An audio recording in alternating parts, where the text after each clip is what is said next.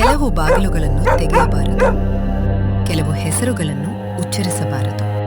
ಆದರೆ 5 ಸ್ನೇಹಿತರು ಒಂದು ತಪ್ಪು ಮಾಡಿದರು. ಆ ತಪ್ಪೇ ಅವರ ಜೀವನದ ಕೊನೆಯ ಪ್ರಯಾಣವಾಗಬಹುದು.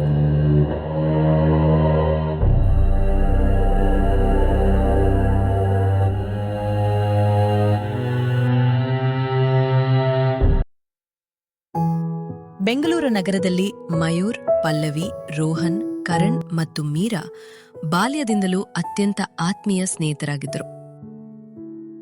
ಪ್ರತಿ ವರ್ಷ ಹೊಸ ಜಾಗಕ್ಕೆ ಪ್ರವಾಸ ಹೋಗುವುದು ಅವರ ಸಂಪ್ರದಾಯವಾಗಿತ್ತು. ಒಂದು ಸಂಜೆ ಅವರು ಕಾಫೆನಲ್ಲಿ ಭೇಟಿಯಾಗುತ್ತಾರೆ. ರೋಹನ್, ಈ ಸಲ ಗೋವಾ ಬೇಡ, ಊಟಿಯೂ ಬೇಡ, ಏನೇ ಬೇಡ, ಏನಾದರೂ ವಿಭಿನ್ನ ಜಾಗಕ್ಕೆ ಹೋಗೋಣ. ಕರಣ್, ನಾನೊಂದು ವಿಚಿತ್ರ ವಿಷಯ ಓದಿದ್ದೇನೆ.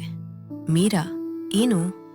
ಕರಣ್, ಮಲೆನಾಡಿನ ಕಾಡಿನೊಳಗೆ ಒಂದು ಹಳ್ಳಿ ಇದೆ, ಅಲ್ಲಿ ಒಂದು ಶಾಪಿತ ಬಂಗಲೆ ಇದೆ ಅಂತಾರೆ. ರೋಹನ್, ಭೂತ, ಪ್ರೇತ ಇವೆಲ್ಲ ಸಿನಿಮಾಗಳಲ್ಲಿ ಮಾತ್ರ. ಮಯೂರ್, ನಿಜ ಏನೋ ಅಂತ ಹೋಗಿ ನೋಡೋಣ. ಪಲ್ಲವಿ, ನನಗೆ ಸ್ವಲ್ಪ ಭಯವಾಗುತ್ತಿದೆ. ಮಯೂರ್, ನಾವೆಲ್ಲ ಒಟ್ಟಿಗೆ ಇದ್ದೇವೆ, ಏನೂ ಆಗಲ್ಲ. ಹಾಡು ಕೇಳುತ್ತಾ ಅವರು ಕಾರಿನಲ್ಲಿ ಹೊರಡುತ್ತಾರೆ. ಸೂರ್ಯ ನಿಧಾನವಾಗಿ ಮುಳುಗಲು ಶುರುವಾಗುತ್ತದೆ. ಜಿಪಿಎಸ್ ಏಕಾಏಕಿ ಕೆಲಸ ನಿಲ್ಲಿಸುತ್ತದೆ. ಕರಣ್, ನೆಟ್ ಕೂಡ ಹೋಗಿದೆ. ಮೀರಾ, ಯಾರಿಗಾದ್ರೂ ವಿಚಿತ್ರ ಅನ್ಸುತ್ತಿದೆಯಾ? ಕಾರು ರೇಡಿಯೋ ತಾನಾಗಿಯೇ ಆನ್ ಆಗುತ್ತದೆ. ಒಂದು ಗಂಭೀರ ಧ್ವನಿ ಕೇಳಿಸುತ್ತದೆ, ಹಿಂತಿರುಗಿ. ಎಲ್ಲರೂ ಬಿಚ್ಚಿ ಬೀಳುತ್ತಾರೆ. ರೇಡಿಯೋ ಮತ್ತೆ ಆಫ್ ಆಗುತ್ತದೆ. ರಸ್ತೆ ಆಫ್ ಆಗುತ್ತದೆ. ರಸ್ತೆಯ ಮಧ್ಯದಲ್ಲಿ ಒಬ್ಬ ವೃದ್ಧ ನಿಂತಿರುತ್ತಾನೆ. ಮಯೂರ್ ಕಾರು ನಿಲ್ಲಿಸುತ್ತಾನೆ. ವೃದ್ಧ, ಮಗ, ಈ ದಾರಿ ಹೋಗ್ಬೇಡಿ. ಮಯೂರ್, ಏಕೆ ತಾತ?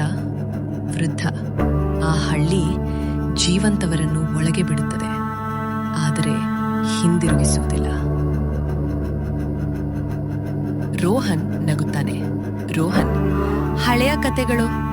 ವೃದ್ಧ ನಿಧಾನವಾಗಿ ನಗುತ್ತಾನೆ. ವೃದ್ಧ, ಇವತ್ತು ಅಮಾವಾಸ್ಯೆ. ಅವರು ಮುಂದೆ ಹೋಗುತ್ತಾರೆ. ಕ್ಯಾಮೆರಾ ಕಾಡಿನೊಳಗೆ ಹೋಗುತ್ತದೆ. ಕಪ್ಪು ನೆರಳೊಂದು ಮರದ ಹಿಂದೆ ನಿಂತು ಕಾರನ್ನು ನೋಡುತ್ತದೆ.